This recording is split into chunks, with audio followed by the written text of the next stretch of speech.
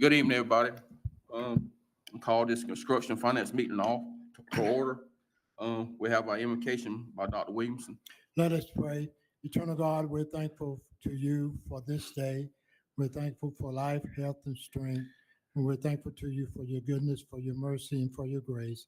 We ask your continued blessings and guidance upon this school system, upon the work that you have ordained and called us to do.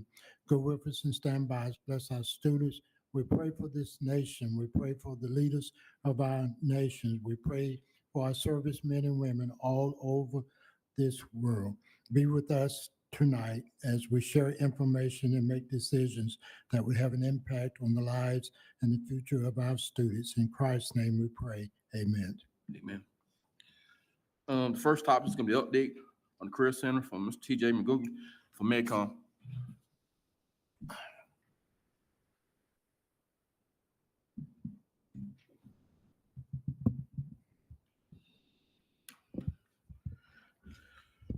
So good evening, Chairman Simmons, Chairman Lowry, and board members. So tonight we have our two faces of our team that for our new Career Center. We have TJ, who's going to represent Metcon, and we also have Michael from SFLNA.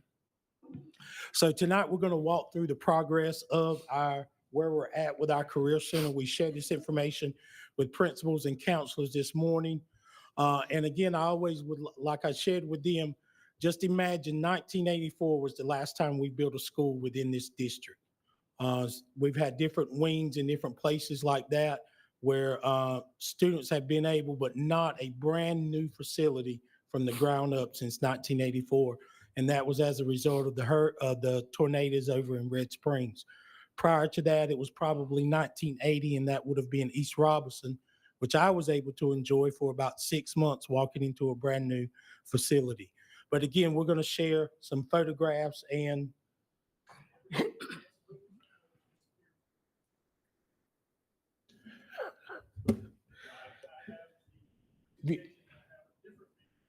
yeah, we'll just share the video that you've got.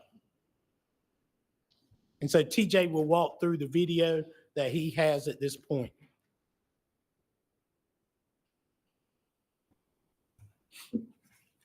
All right, good afternoon. I'm TJ Gaines, project manager with Metcon.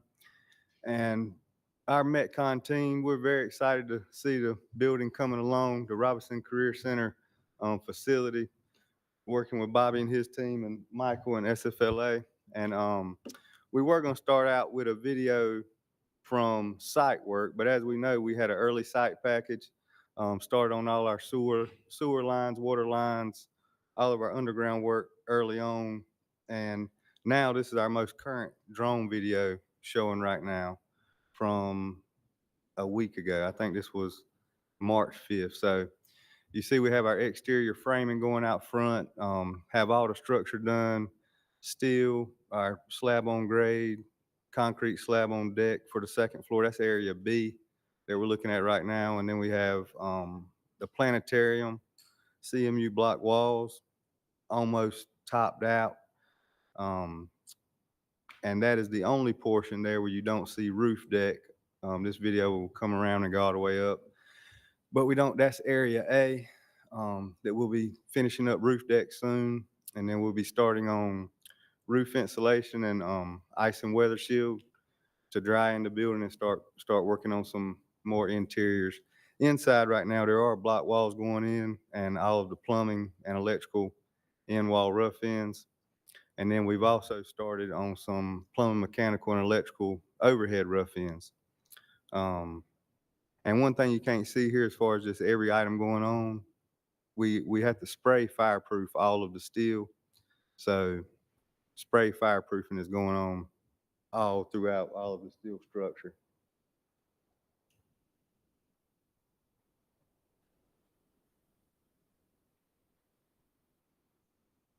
And so Cole now has access, so he's going to back up to the very beginning of our work all the way back in November of 23. Okay, here we go. I think this is some photos of when we started site work, starting to get the whole site graded out. As you can see there, the parking lot and the whole drive loop all the way around. getting stone and the large retention pond. You know, the plan was that the retention pond will be sized as needed to use suitable soil and fill from the pond to build the building pad up. So that's how the size of that nice pond came about. One thing that we did talk about earlier, that's something pretty big that we've done is, you can see there in the top left corner where Livermore Drive comes in, and it used to dead end, right as is shown there, but now we've extended Livermore Drive all the way into the, school property, which will be the main entrance for the school.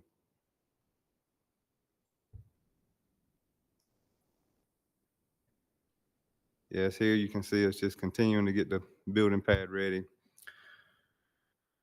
So then we're doing all that site work. We actually started footers for the actual building around September of 24. So with the newer video we were looking at, yeah, there you go.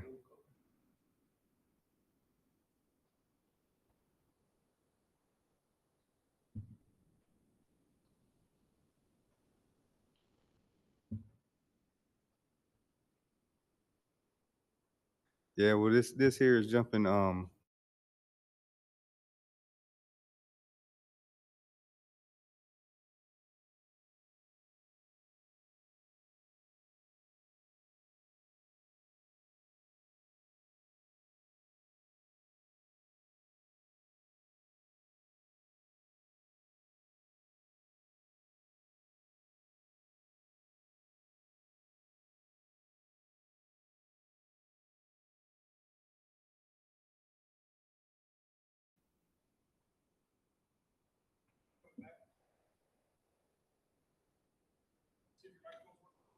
all right.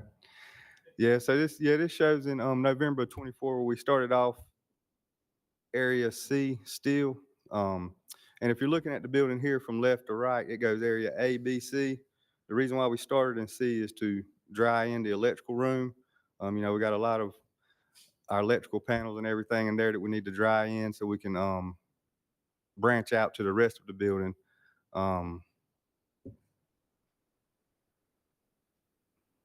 And now, as everyone knows, of course, too, is that we're adding on area D. So when you look at that most recent video, it shows how far along we are with area A, B, C, and then we'll be starting footers in the next couple of weeks for area D.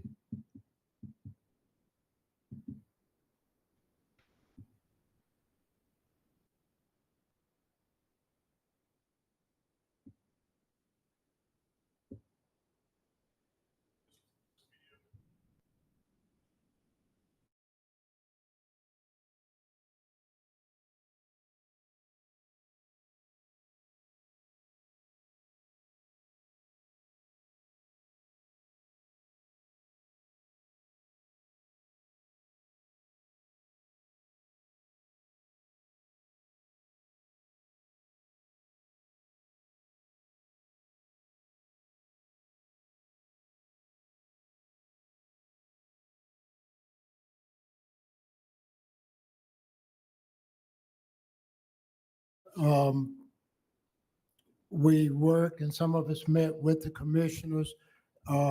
Area D, that section is $15 million. The county is providing 7.5 of that. And then our agreement is we will provide the additional 7.5. Erica helped me. Our agreement that we have is that once they finance the new health department, that part will be included. Our payback would be what per year? We did discuss that and said once we had those terms in writing from the county, we would bring back for approval to the board, but we discussed a $500,000 annual repayment on our part towards the $7.5 million. But again, the county indicated they would not apply for that loan until they completed their audit for the 23-24 school year. And to my knowledge, that has not happened yet. But once they do, we have those details and those terms, we would bring it back for approval. Thank you, Ms. Erica. Next, we have Zero Entry Ready School by Mr. Michael. Hello, everyone. Thanks for having me back. My name is Michael Holborn, Project Manager with SFLA Architects. Just going to give you another overview of the project as it's designed. If you go to the next slide, please. So you can see here, this is a department plan. So the plan on the bottom is your first floor and the plan on top is your second floor. And I'll walk you through the color coding. So on the, if you look at the plan on the bottom left there in orange, that's your planetarium and science center area. And then moving to the right of the round planetarium, the pink area is your admin, and that's the main entrance to the school. To the right of that, we have two classrooms. You have drone and EMT. To the right of that, in the yellow and kind of those smaller rooms there, that's your teacher work lounge and some, teacher restrooms and mechanical space. And then again, further to the right is your first floor mechatronics classroom in the purple on the far bottom right.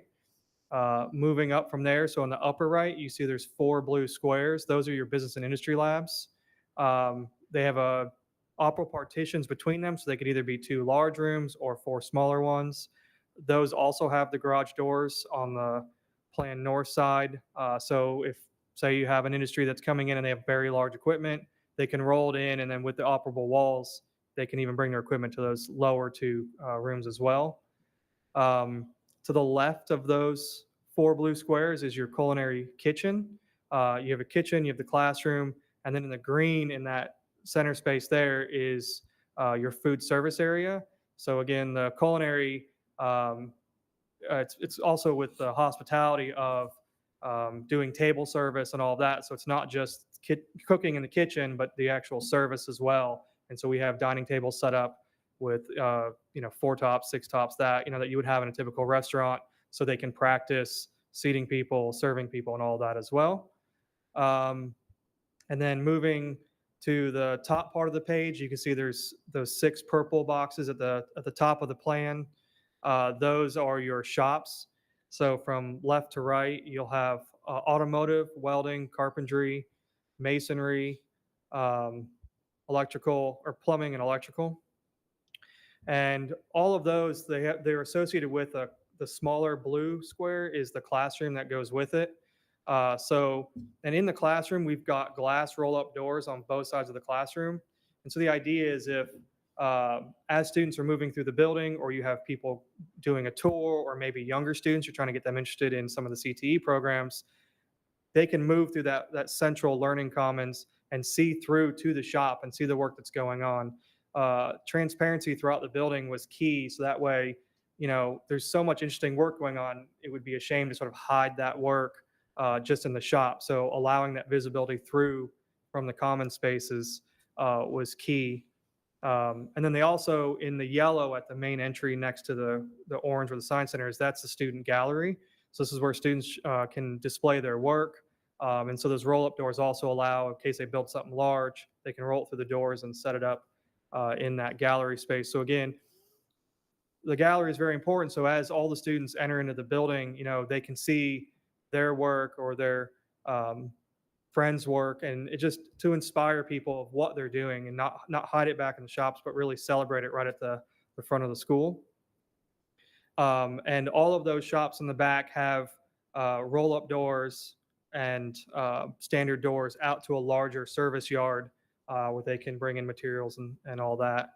And then on the second floor, so the plan on top, from left to right, so the blue classroom on the left is your drafting and engineering classroom. And then to the right of that would be graphics. And then the 3 blue classrooms on the right are your computer and networking and security classrooms with a lab in the middle that they share. So you've got 2 classrooms, but they both share that central lab, which is a great use of space. And then to the right of that, you have another teacher lounge in the yellow. To the right of that is your second floor mechatronics classroom. And then in the ellipse, you have your group restroom, but you also have your career center. And just below that ellipse is a large collaboration space that students can use, but it's also a great space if you have, say, career fairs or something going on that's connected to the career center. We have furniture out there that people can hang out and, experience with the Career Center. Go to the next slide, please. So this is our recent update to the reception wall. So what you're seeing here is the plan. So the doors on the left are your main entry to the high school. And then you see the 2 reception desks, and then there's a small seating area, and then the door on the right that leads into your admin area. If you can go to the next page. Mr. Craig has a question right now. Oh, sorry, go ahead. Mr. Cole, can you go back one slide?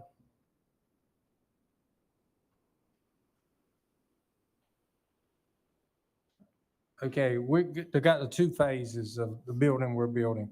Yep. The first phase that we've been told June of next year, possible completion date. Of what we see here, is that all of this bottom slide and none of this top slide, or just No. where does that break off? So if you look on the bottom plan, if you can see the mechatronics in the bottom right corner, Mhm. just to the left of that, there's a stair. So that stair is there in the base building. And then it goes up, and then that hallway to the left of the culinary, just up and to the left, you have that hallway. So culinary, the business industry labs, and that one mechatronics classroom, all of that is what we were calling Area D. Everything to the left is our area A, B, and C, which is in the base building. And then the same thing on the second floor, you have the one mechatronics classroom, and that's pretty much it. I mean, we have that extra mechanical room now that we're doing Area D, but follow that same, that line right there is the demarcation between areas C and D. So Okay. all of that is what is in that new Area D. Okay, thank you. You're welcome. Let me, if I can, let me ask a question.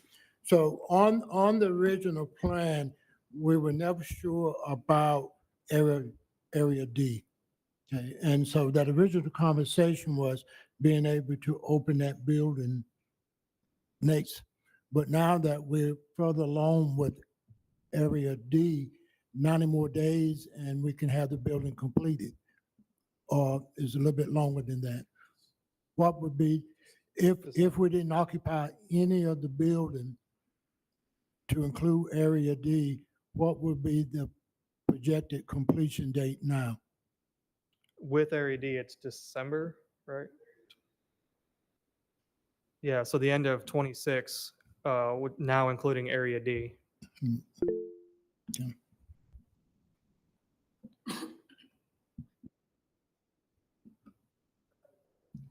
I couldn't see. Go ahead, Mr. Henry. Thank you, Chairman John. I'd like to be added to this meeting. My question here is, Area D, is that the higher level? No, it's on the plans. If you look, there's like a large purple classroom on the bottom right-hand side of the page. Yes, And then where the culinary is, there's like a hallway. So like right. the one purple square and the 4 blue squares, all of that is Area D. So it's the first and second floor. So essentially, Okay, we've done like an extension on the building. It was sort of cut off there, and then now we've expanded it further out. okay, thanks.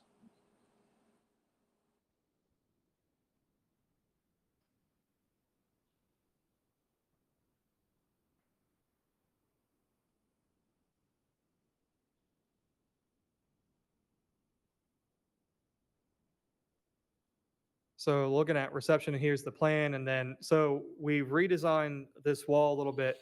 One of the items we were tasked with was, where are we going to symbolize the 5 high schools? And so we were looking for places kind of around the corner from reception, more towards the middle of the school. And it's just tough because the way the school is, when you enter in, you can kind of go in different directions. So there's not a clear location that you would pass by. And so what we thought was, well, why don't we put it in reception? And the reason is this is the only opaque wall in reception. The other 3 walls are all curtain wall glass, and reception is right at the entry. So as you're walking in, reception will be right to your right, and you'll be able to see through the glass and see the Public Schools of Robeson County logo, as well as the 5 high schools encircling it. which we did in alphabetical order around. And we thought this way too, some parents may come in and they may not go beyond reception, but this way they're also seeing these schools and it's not hidden kind of further back into a more secure area. And then creating, using the CTEC logo behind the 2 reception desks to highlight what this school is. So we've rearranged this a little bit to incorporate that. Are there any questions about the addition of the high school logos or anything like that? Because I know it's come up a couple times. Yeah, I like that better than the plaque that we had talked about putting on the wall. That Okay. looks a whole lot better. Yeah, and we're looking at doing sort of like metal signs, probably 14, 18 inches diameter. So decent size. They'd be on standoffs on a wall, so they'll be really nice. So, and we like the idea is the dedication plaque is going to be there, but then also the county logo, the schools. This is sort of the representation of the county, and that's what we really like it. And we like showcasing it right at the front of the school. So this way everybody sees it. You may look at it through glass, but I mean, it's going to be quite visible. And then we like the incorporation of the CTEC logo as well, given this building its own identity. Okay, so we can move on, please.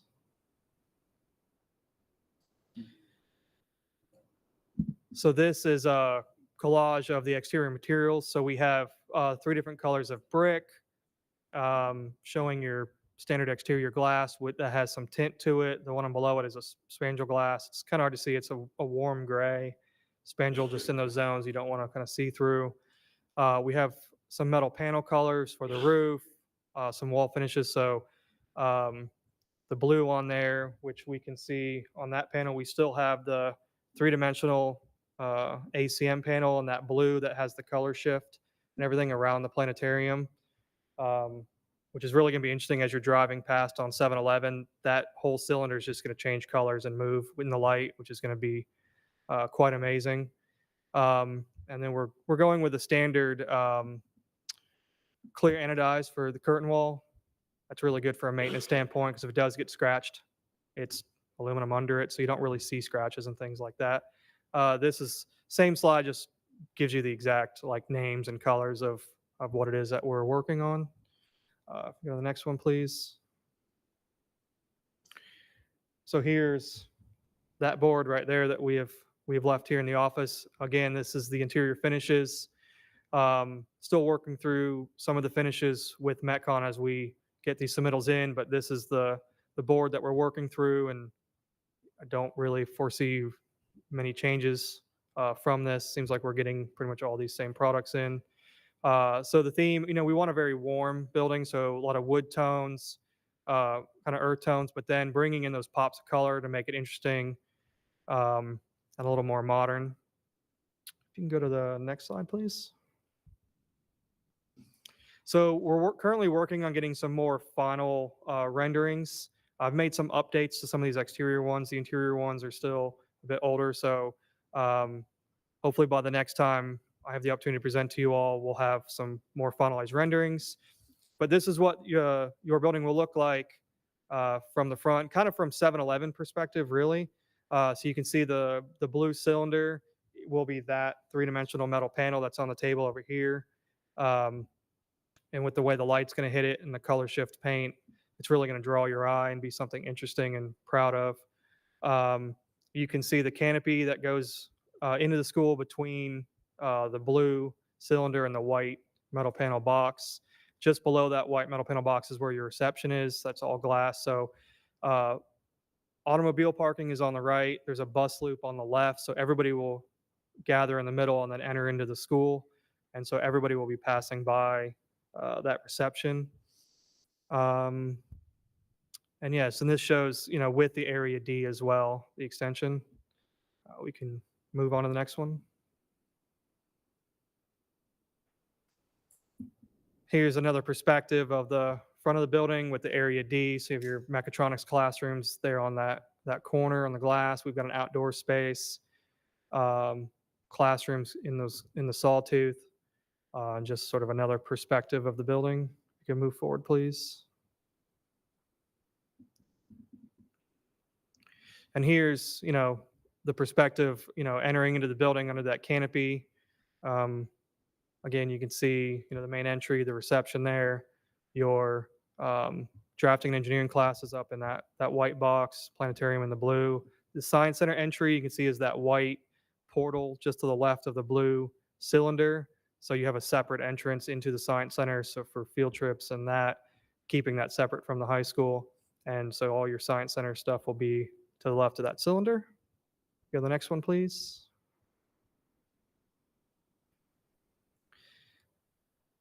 So this shows in the central learning commons that the main stairs, you come in the building, that metal panel on the planetarium wraps inside and out. To the right, you can see the classrooms for the shop spaces. So the one up close, you can see it says masonry.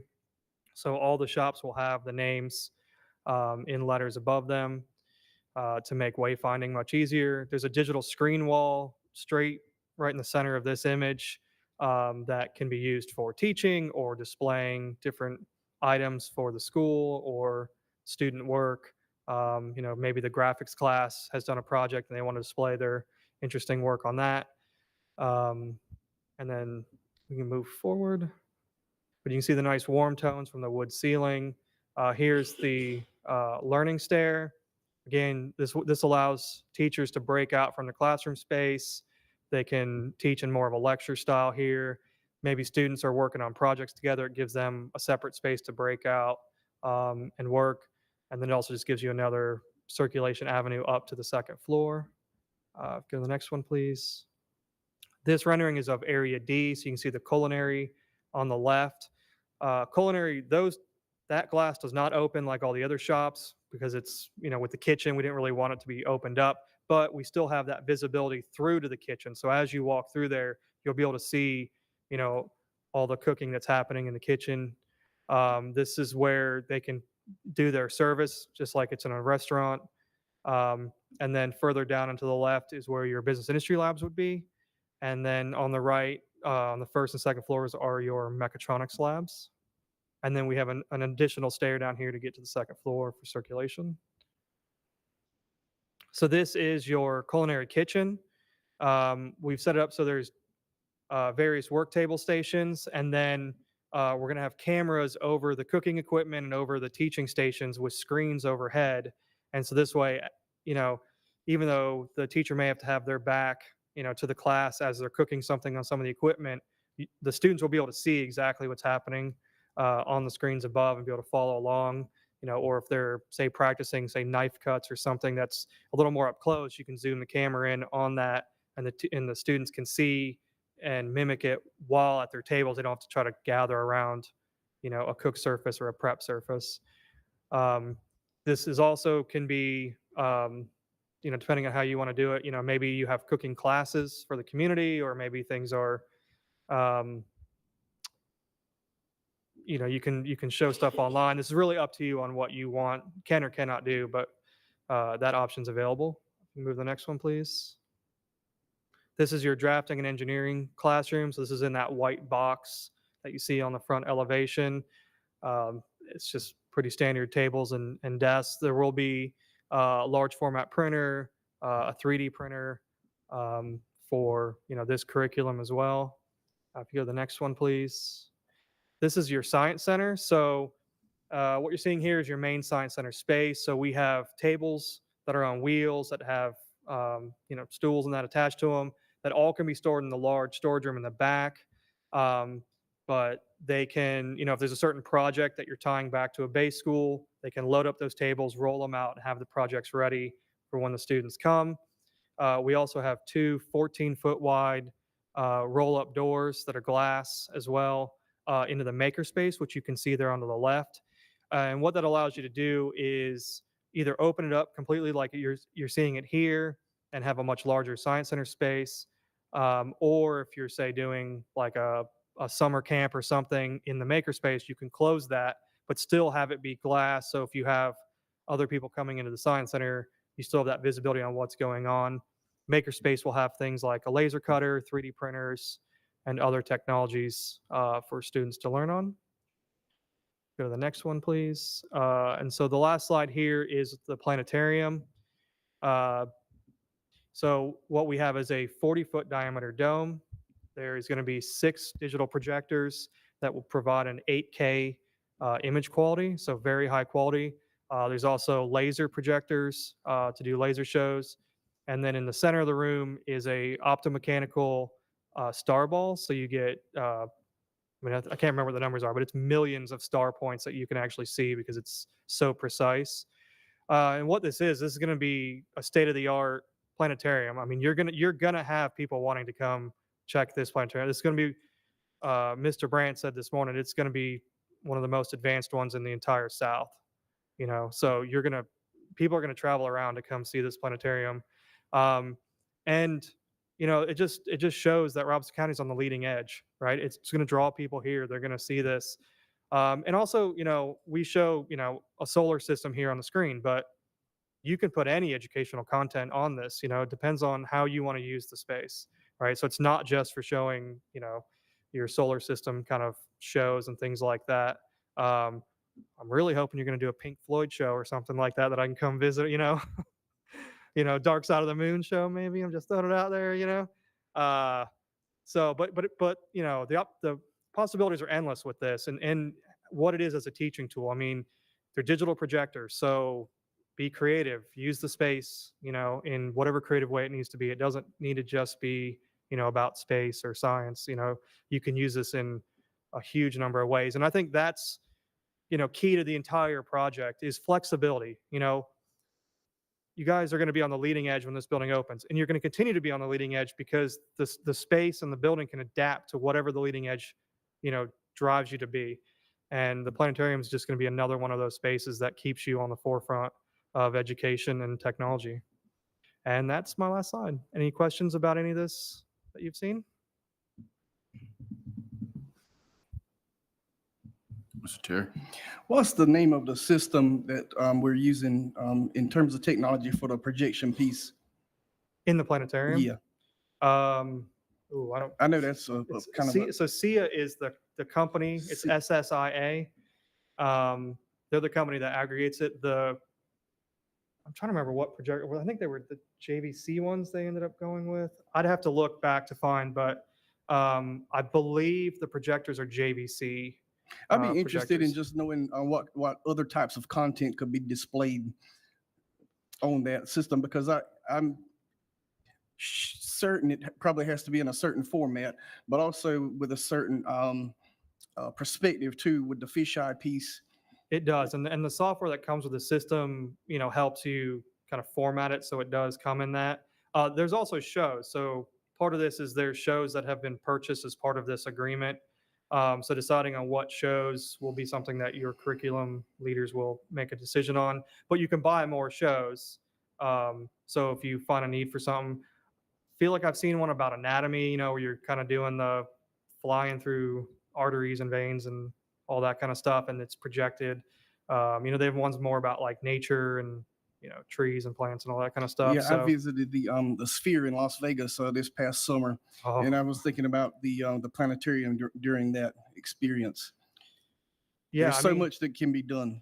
There can, and I think if you look at, there's a lot of content creators out there, that you can buy these shows from, and so again, that's where, as you're developing curriculum, you can look at what shows are available, but it does seem like they have them for a wide variety of topics, and that might be a way to, utilize the system to its fullest potential is, see what other opportunities are out there.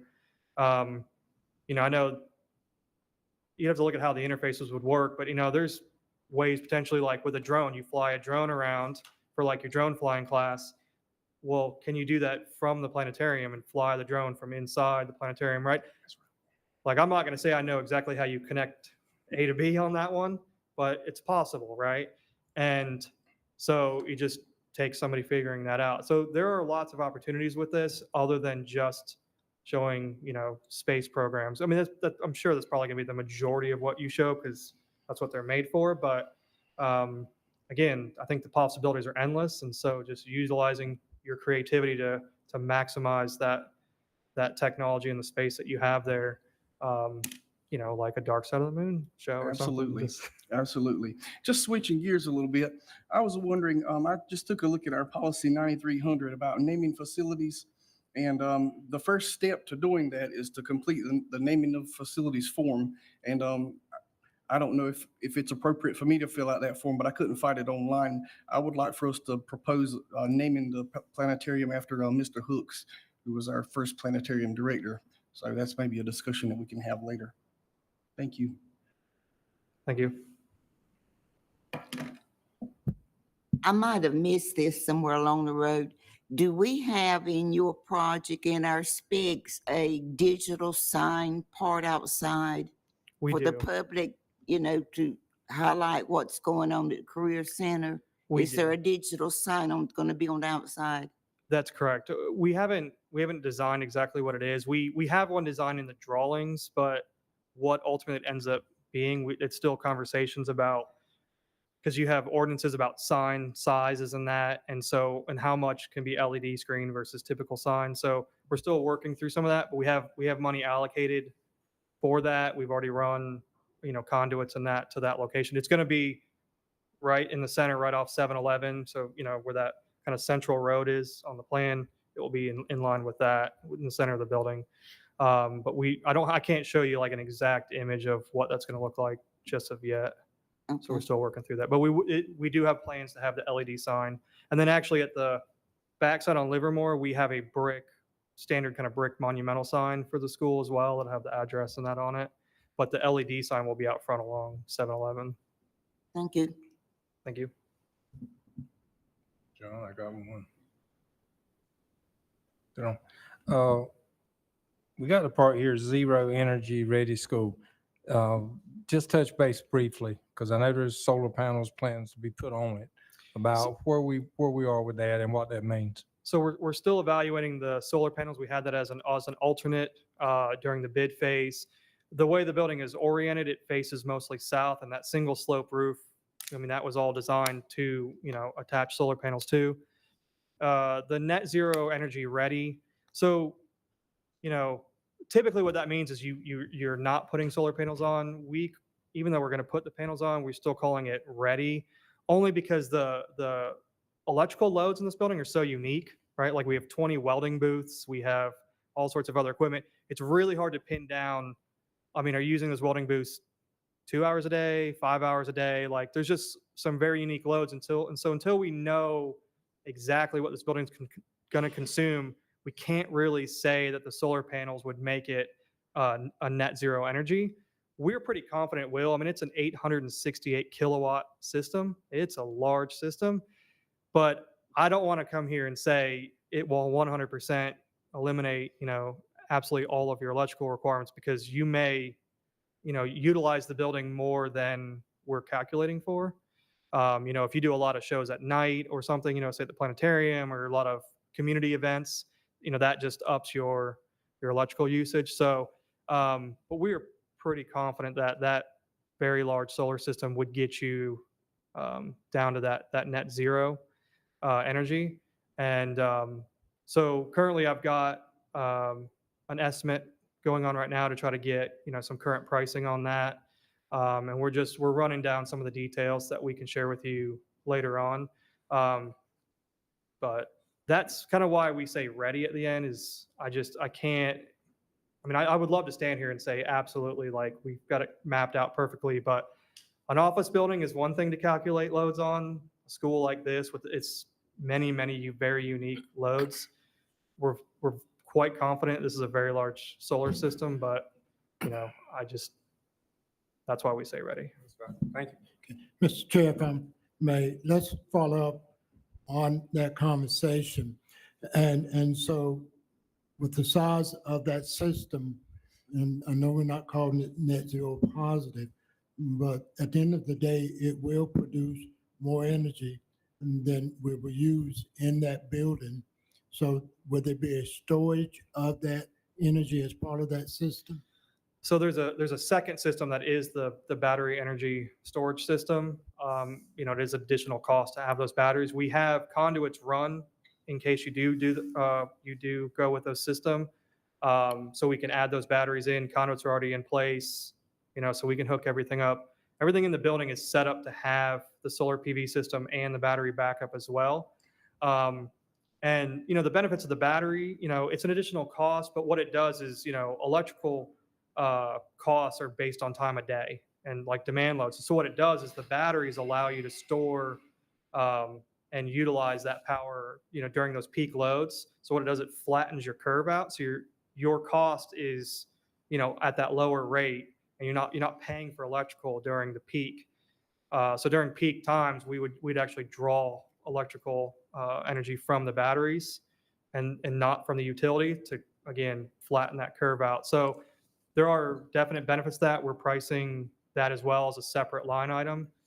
And it's a really interesting system.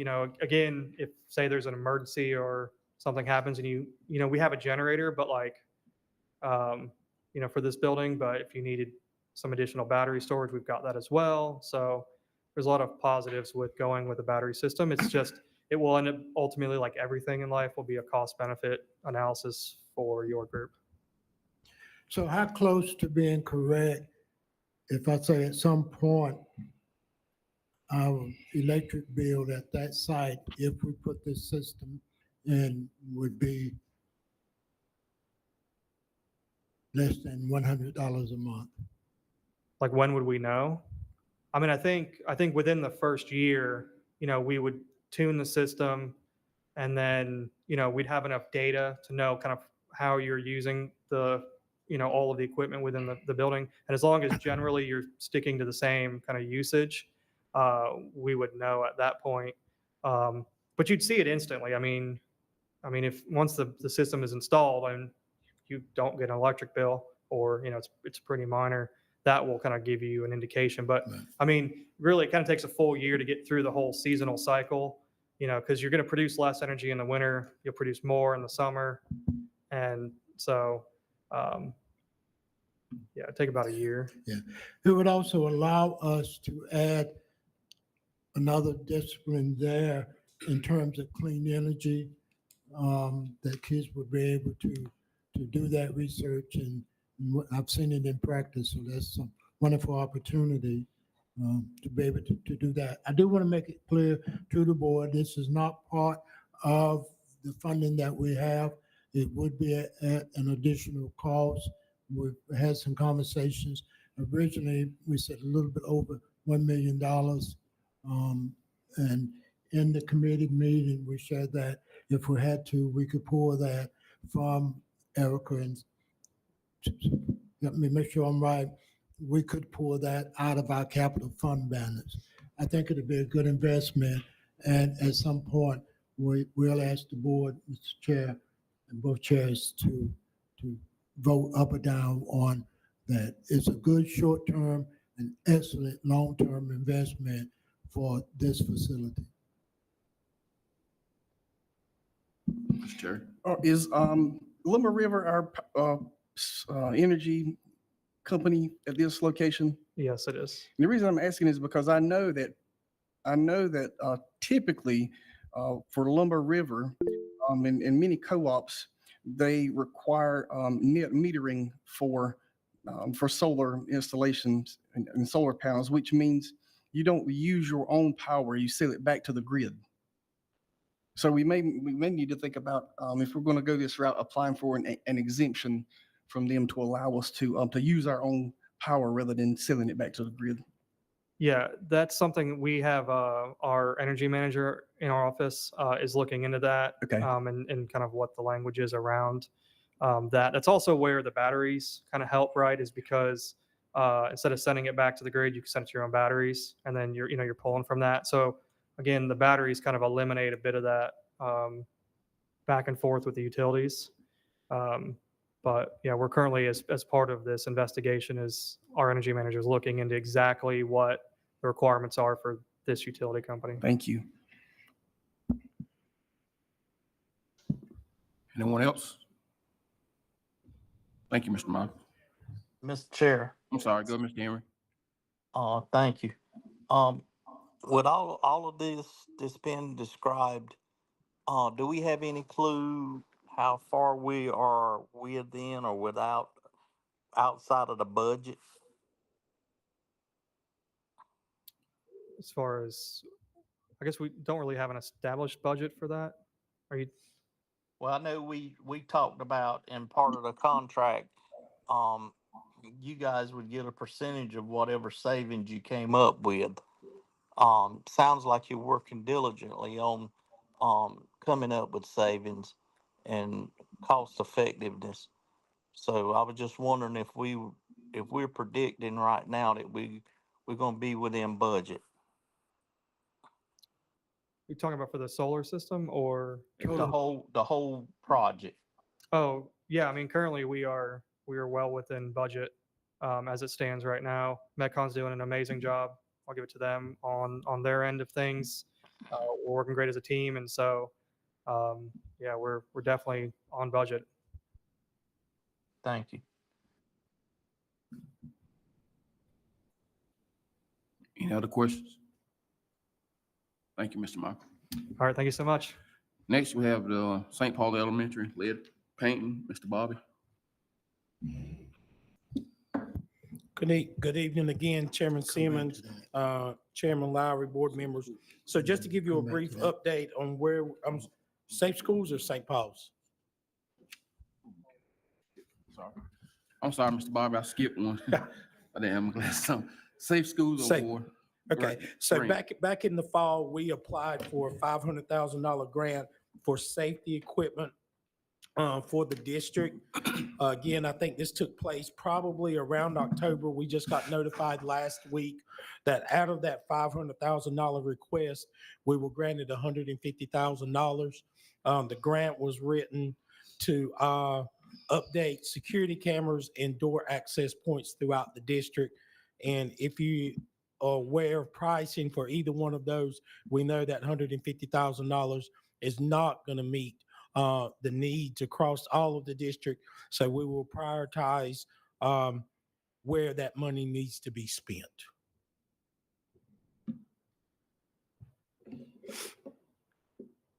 Any questions?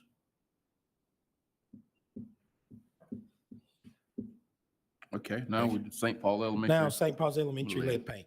So as you're aware, lead paint was found in the St. Paul's Elementary gym. So we have been working with our contractor, Raymond Childress, to get a remediation plan together. So our first step was to share those results from Raleigh and the county with Mr. Childress. Mr. Childress came in and he did readings throughout the gym and on the outside of the building, comparable to the report or readings that were given from Raleigh. There were several areas that were completely out of line compared to the data that was shared with us from Raleigh. So Mr. Childress made several attempts to get in touch with the county's person and also Raleigh's person so that we could get those numbers in line and so that when he did his work, that it would be on point. So that meeting finally occurred. And we are at the point now where the county has shared with us that once Mr. Childress gets his remediation plan together, then they will approve it. One of the issues that we have at St. Paul's Elementary is that we are also installing windows there in parts of the building where the lead paint was found. And part of those windows have asbestos in them. So it's going to take the coordination. Mr. Childress was already on board for our asbestos plan. So now he's having to coordinate the lead paint remediation along with the asbestos so that the windows can get installed. So to say it simply, there are a lot of moving pieces here, but Mr. Childress is on this and will get us a remediation plan together along with coordinating the abatement for the asbestos in the building as well. Any questions? Mr. Terry? Do we know about how many children have been exposed to this? So the law requires us to notify all children under the age of 6. So letters were sent home to all pre-K children and all kindergarten children. Is there any way that we could work with maybe the health department to get these students tested? And so what has happened, the letter actually instructs the parents on what their next step needs to be. So, but the parents are gonna have to pay to get them tested, right? That I'm not sure of, but it does would require them to meet with their physician.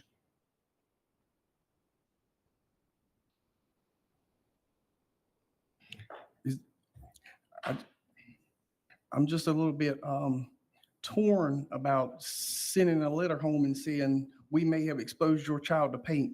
Go see your doctor. And by the way, it's going to cost you X amount of dollars. And so we can definitely research what the follow-up needs to be with that, because again, those letters would have come from the health department. They did not come from us. Okay, thank you. Ms. Crystal. Well, I was going to ask the same thing, so he kind of answered that.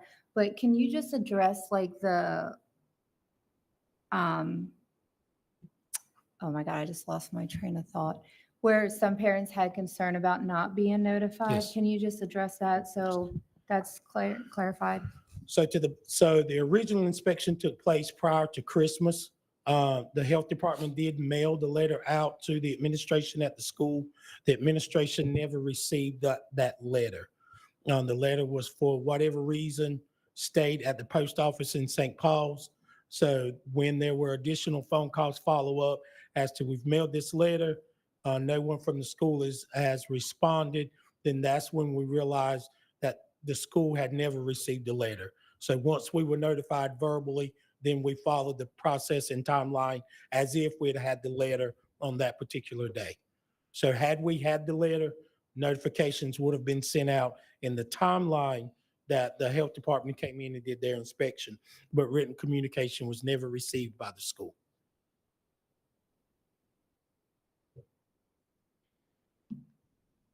Any other questions? Okay. Next would be the capital outlay project update, Mr. Bobby.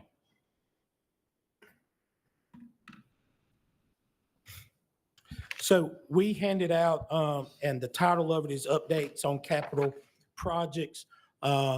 Through several attempts, my copier just did not want to cooperate with me on the information that I put in the packets. So Miss Erica created this.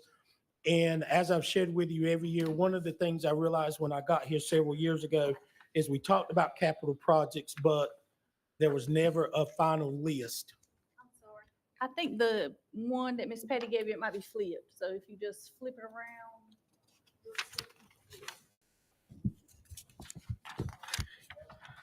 And so what we've done over the last 3 or 4 years is just keep a running tally. So we're going to continue to add to this document as we add capital outlay projects to this. So just for your knowledge of where we've been, 21 all the way up through 24. So if you would turn over, I will not rehash those, because all of those, I think we only have 2 projects that we approved back in 22, 23 that we have not started. And those 2 projects are tennis courts at Red Springs High and completion of the football at Red Springs High. And so our capital outlay projects were 24, 25, just to give you an update of where we're at, the status of those. So we agreed to do bleachers at Lumberton Junior High, but we also, because of the price that the bleachers came in at, we had enough funding to complete the floor and paint that facility. So you can see that we estimated $350 there, but we actually spent $450 by about $435. But again, that is almost a completely renovated gym there with new floor, bleachers, and paint. Sewer replacement at Littlefield Middle. This project is still in progress. Met with the contractor last week. He is still determining the water load at Littlefield Middle to determine that the current septic field that we put there several years ago will hold the load of the entire school. We renovated the girls' locker rooms at Lumberton High, and you can see that project came in right at $40,000. So what we're asking, or what the committee met, and these are our current needs right now that we have no other choice but to address these. Again, the roof at Purnell Sweat Auxiliary Gym, and we've got current estimates on this. These numbers would not be official until we're able to bid those out through our engineer. But the auxiliary gym over at Purnell Sweat, we're estimating that to be about $225,000. The roof over at Parkland Gym, we're estimating that to be about $146,000. Need to replace the roof in the Union Chapel pre-K building. This would have been the old cafeteria years ago. We're estimating that cost to be approximately $98,000. IEA was fortunate enough to get a grant to do some renovations, restoration at their facility, and the funds will not allow them to add handicap parking and a walkway there. So we are absorbing that cost of about $15,000.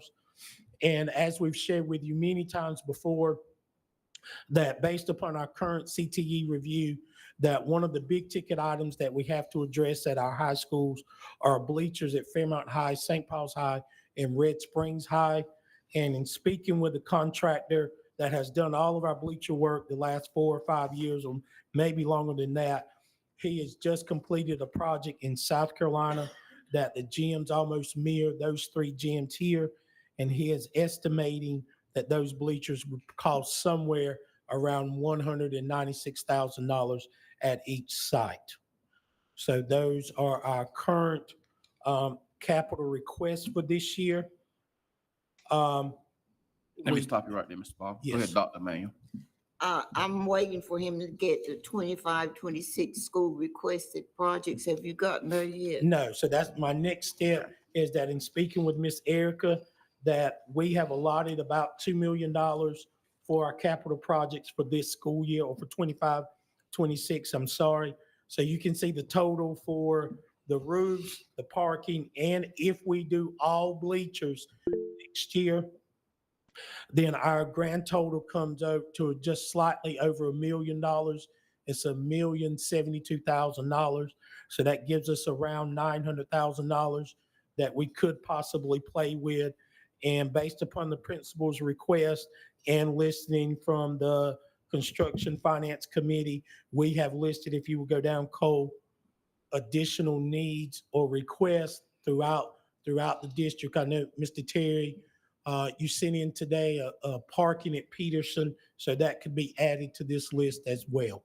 So they are the additional requests that have been made for this upcoming school year. May I speak, Mr. Chair? Go ahead, Dr. Manuel. Okay, I'd like a correction at the Magnolia. There's a circular driveway. That's where the potholes are. This says staff parking. Now, sure, we'd like staff parking paved, but there's more to it than staff parking though. The circular driveway where parents pick up and let off children, that's where the potholes are, and even buses come through there. So I'd like for you to take another look. It's more than staff parking. And also something left off, if you go in the gym and you look up, and I requested this and other people, not just me, is the ceiling of the gym.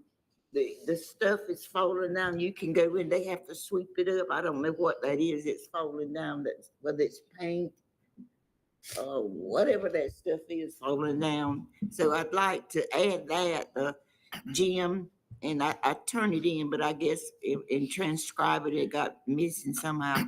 But the gym at the Magnolia, to look at the ceiling of it.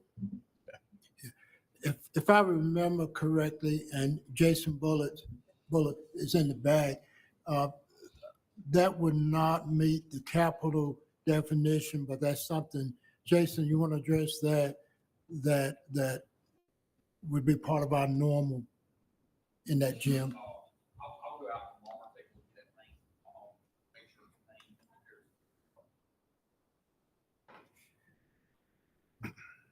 clean.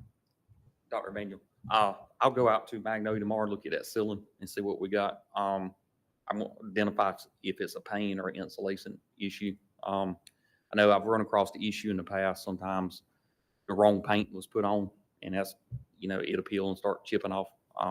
But I'll run out there first thing in the morning, take a look at it. And And I can reach out to you and let you know what my findings are on it also. Well, once you find some findings, will you make a recommendation how to fix it? Yes, ma'am. Definitely. I appreciate it. Yes, Thank ma'am. you. Ms. Crystal? Two things. When will the Red Springs High School, the older projects begin? Is there a reason why they haven't started or when they're gonna start? Yes, yes. When we were notified about the CTE audit of facilities, the original communication said you would have up to 5 years to get that work done. Okay. And then that changed that we had, when you helped me to remember, 1 year. And so that became the priority and it puts everything down for you. Great question. So Thank right you. now, we don't have like an estimated time frame. No. Okay. And then, I don't know if I sent my email to the wrong person, but for the requested, I kind of like what Dr. Emmanuel, but at St. Paul's Elementary, when we were there the other day, looking at the back parking lot area, well, not parking, but where the parents pull through, if that's kind of what my request was, just because I know when it rains, it's like foots of water that the kids are like dropping book bags and have to walk in and the teachers are back there. I have a lot of pictures of it, so, but I don't know if the email didn't go through because my phone's not working. But that's all. Thank you. Mr. Chair. Okay, let me get, Mr. Terry, then I'll get you, Mr. Henry. Okay. I'd like to also add, enclosed in the front of the school at Oxendine, there's a list of proposals, Mr. Bobby. I sent a long list and not sure if that made it, but also, I was just looking here at, parking at the soccer field at Lumberton High. And I'm fine with that, but I also just want to make sure that before we start working on something like the parking at the soccer field, to make sure all of our parking for staff is paved, because even here, it's gravel. So if we want to prioritize, because our staff parking is used every day. So, So Terry, we did make that clear and the committee members, both chairs made that clear that staff parking before we look at athletics. So that's been clarified.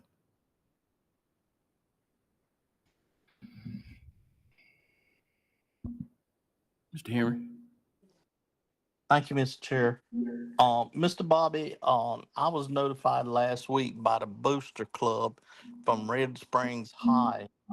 And they're asked me, was I aware that they wasn't having football games or anything on or using the field because of the signage as far as the scoreboard and electricity out there.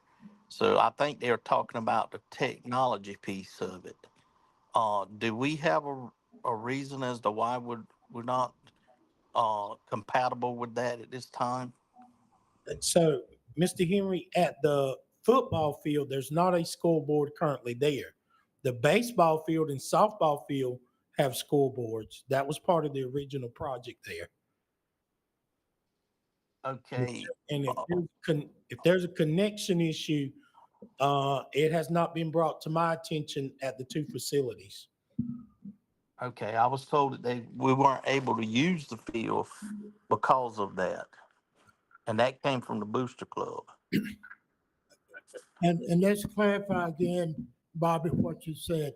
The original plan for that facility did not include the football.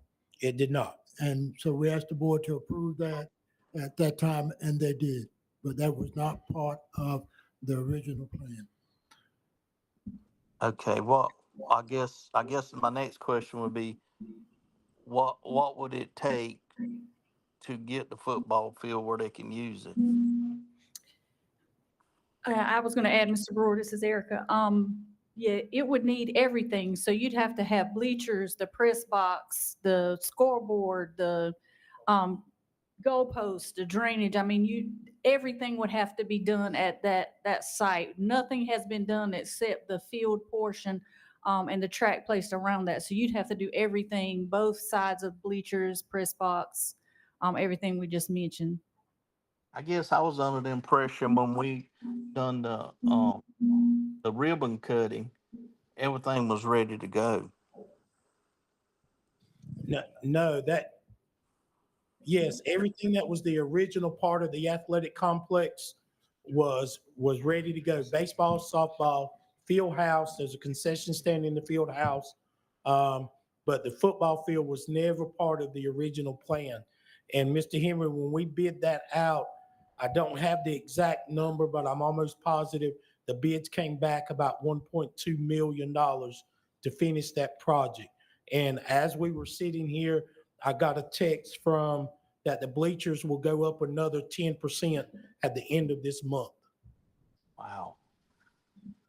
Okay, I guess we need to try to get that information to Red Springs Booster Club because they were inquiring about it. We need to give them a focus, I guess, on what our plans are. Yes, and we do have that bid for the football field with it broken down by each individual line item of work that needs to be completed there. Okay, thank you. Mr. Bobby, this may be an Erica question. I just need it for clarity. What Henry has stated on the Red Springs High with the tennis courts and the football field, that's $910,000 in 23-24, or take it back 22-23. When we approved this, is that money still sitting to the side, or has that money already been spent?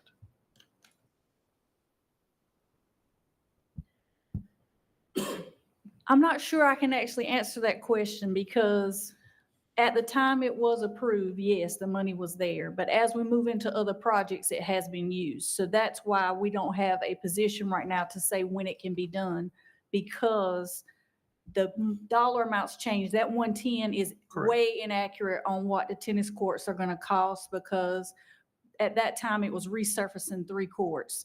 And now the conversation has moved to possibly moving it, but either way, extending it to at least 6. And so that will be a complete overhaul. And as you can see at Purnell, I think we're up to about $600,000 for new tennis courts. So between the facility, the tennis courts, and Red Springs High will almost be the entire budget we have available for capital. I was just wanting for clarity to see if that money was just sitting there or had it been spent. Thank you. And on the tennis courts at Red Springs High, keep in mind, where we would place those courts, we originally thought that we would be able to do that at that complex, but then we would have to take up a large portion of the parking lot to do that.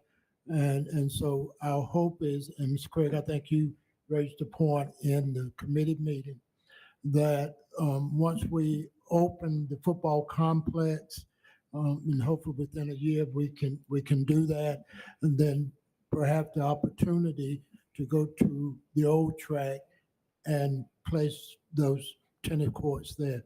But there was this issue with that, so, yeah.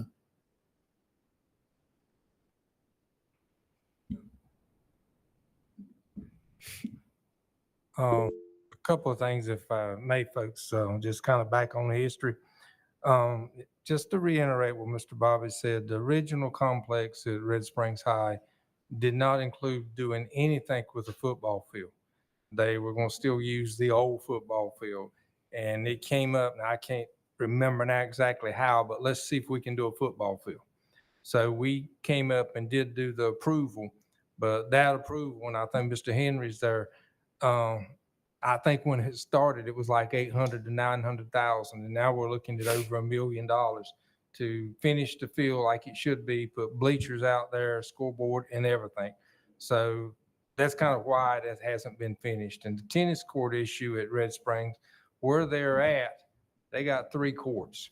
Now, I would be opposed myself to building 3 tennis courts anywhere in this county.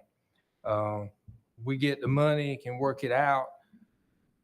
I still think we can possibly, or at least check, go to the old football field or the old track at Red Springs High School, the actual where their old track is. It's not being used now, and go to the inside of that track and build the tennis courts there. And if you can, you build 6. Because if you put 6 there, you can play all the singles matches to start with. Now, of course, like everything else, cost has gone up, but I still think that's what we should look at when we get to where we're going to do those tennis courts. Because 3 tennis courts is just not enough for any high school with what they do. And let me make sure of this, because when I first looked at this, I didn't understand it myself. But if I'm not mistaken, Mr. Eric and Mr. Bobby, when you look on here with these bleachers at Fairmont and Red Springs and St. Paul's, that's meeting part of this CTE requirement. Am I correct? That's And correct. that's they don't have the bleachers that's at Lumberton and Sweat, the colored bleachers matching the colored scheme of the school. So that's what these bleachers would end up doing, if I'm not mistaken now. And they would also meet the handicap issues that's required there too by CTE. And don't have a price at Sweat and Lumberton, but there's going to have to be some handicap issues met there also. But the cost won't be nowhere near what it'd be at these 3, because basically I think we said that was signage and stuff. Yes. But all of that with those bleachers is meeting the requirements that CTE is putting upon the county. Yes. And Thank so both Lumberton and Sweat currently have handicap accessible space within the gym. It's just today that the team went there. They did not have them pushed in, and they did not see the signage on the bleachers. So there's minimal work that needs to be done at those 2 sites.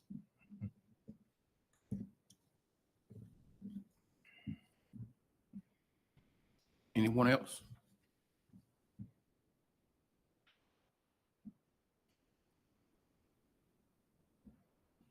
Okay. Thank you, Mr. Bobby. And to also add to the last page, part of the finance request was to talk about or add additional capital projects that were completed either because of an emergency or were approved outside of the scope of the normal capital outlay work or approval.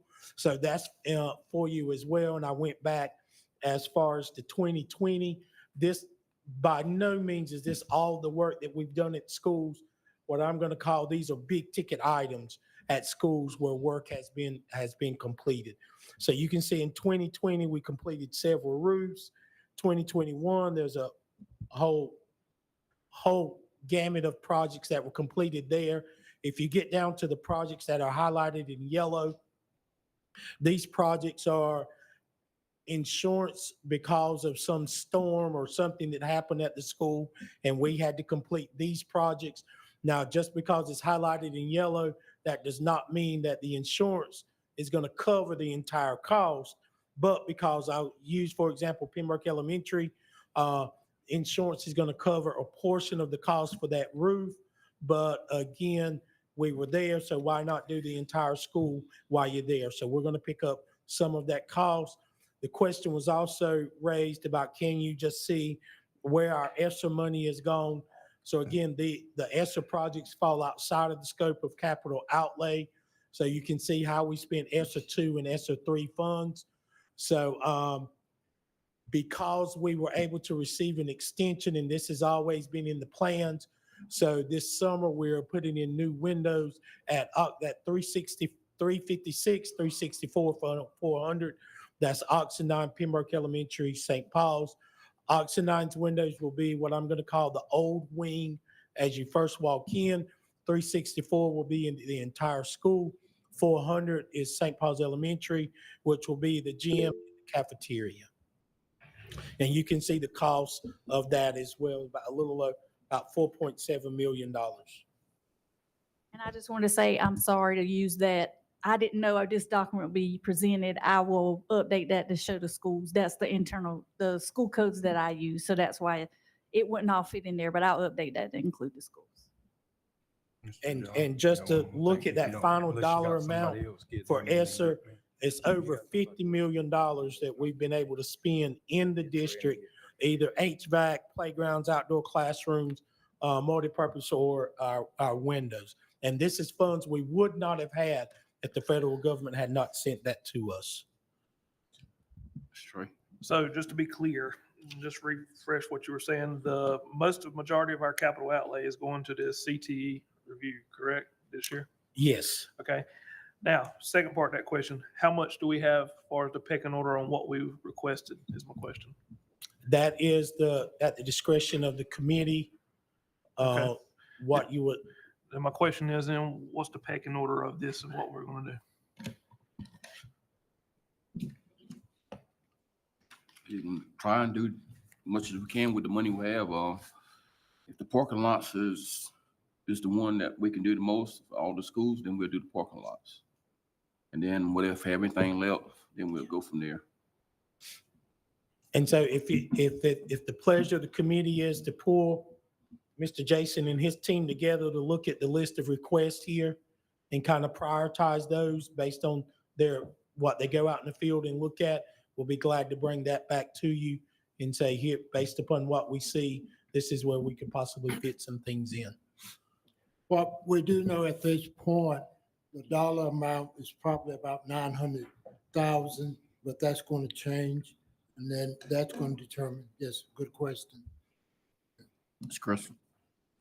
So this has probably been an ongoing thing, but for the softball fields at the St. Paul's High School, the restrooms, still getting a lot of calls and concerns and time frame on if and when there's going to be restrooms for that softball field area for, I guess, the bathrooms. I know there was some issues, but back a year or two ago with like handicap wheelchair accessibility, not getting able to get to the bathrooms and they're so far away.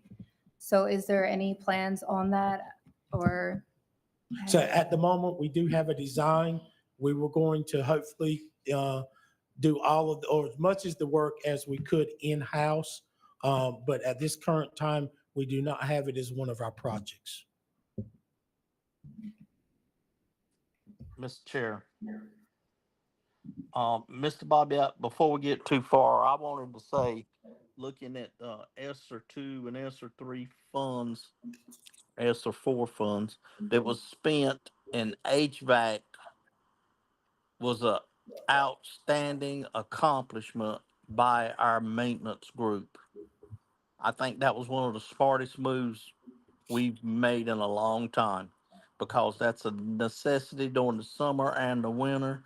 And you see, you got a good cross section of the whole county of all schools, pretty much that was in desperate need of those services. And if I could add to that, Mr. Brewer, had it not been for ESSER funds, you would not see those HVAC projects up there.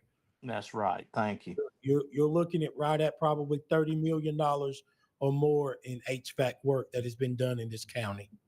That's right.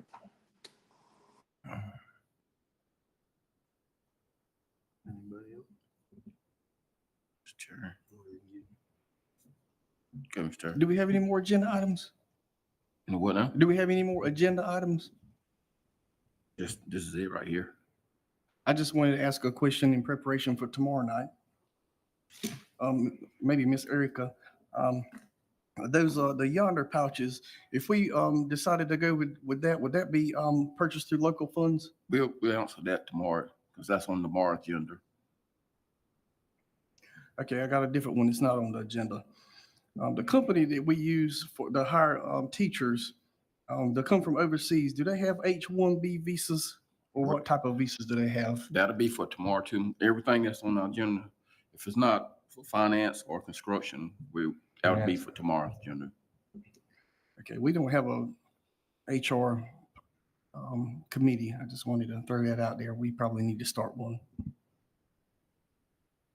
Okay, Mr. Craig. So let me make a comment about this 25, 26. So if you want to blame anybody, you can blame me, and make sure that's heard clearly. I had asked, Mr. John, and I think Dr. Williamson, about sending out something to get responses from board members. But now, I want everyone to understand, I knew the responses we would get, we were not going to be able to do it. Nowhere close to all of them. Now, prioritizing, deciding what you do, yeah, that's got to be done. But it was just to get a list, so because we were about out of list for anything next year. And I always believe you need a list. So, well, we can get this done, we can get this done, then you mark it off the list. Now, sometimes things might take 2 or 3 years, but that's how this list come up. And if something was left off, I apologize, but eventually, put it back on there and we'll keep looking at it. Because, I look here and there's 15 things. With $1 million, those 15 things aren't going to be done. I mean, I'll just be realistic. We're not going to get those done. We know that. We get done. If we get 1 or 2 of them done, then you get it marked off. So that's kind of where that's at. So just keep that in mind and probably be doing the same thing next year, adding something else to it, marking something else off. And that's what's been going on. As Mr. Bobby said, the last 5 or 6 years, that's what's been going on. If Mr. Jason can go out to Magnolia tomorrow and find out something that they can do, again, that's something you take away. It's done.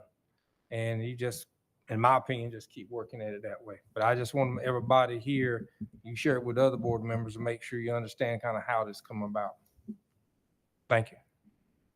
Do y'all need an approval of this, or yes, you need an approval of this to send to the full board, or what happens next? Yeah. We need go ahead, Ms. John, you were doing this. Where's that? Just, Where's that piece at? 25, 26, 25. Yeah, whatever's there needs to be approved. And then, that needs to be approved separate. Then we could look at that. Yeah, 25, 26, all this down. Yeah. All right. yeah, just 25, 26 projects. I make a motion to approve the 2025, 26 projects. Second. Okay, we got a motion by Mr. Trey to send the 25, 26 projects to the full board. Second by Mr. Henry. All in favor, saying aye. All right. All opposed? Ayes have it. Any other questions? Mr. Chair, I make a motion that we adjourn. Oh, just met Dr. Manion's got one. I don't have a question, I just have a comment. I know it's very difficult with the CTE audit and what came up, but I do think you all are making a good conscious effort to spread the joy everywhere, go down to the elementary, middle, as far as capital outlay, and not concentrate just on high schools. Because it is, they are receiving a lot of renovations and things of that nature. Somebody made a good comment a while ago. Who was it made a comment about paving the soccer field before they did the staff parking lots? I don't know, somebody made that, but that was a good observation. I guess what I'm saying is, make sure everybody gets a turn at receiving renovations and things of that nature. I think y'all doing a fairly good job with that. Thank you. Anyone else? Go ahead, Mr. Henry. I make a motion that we adjourn. Second by a motion to adjourn by Mr. Henry. Second by Mr. Crystal. All in favor, saying aye. Aye. You adjourn.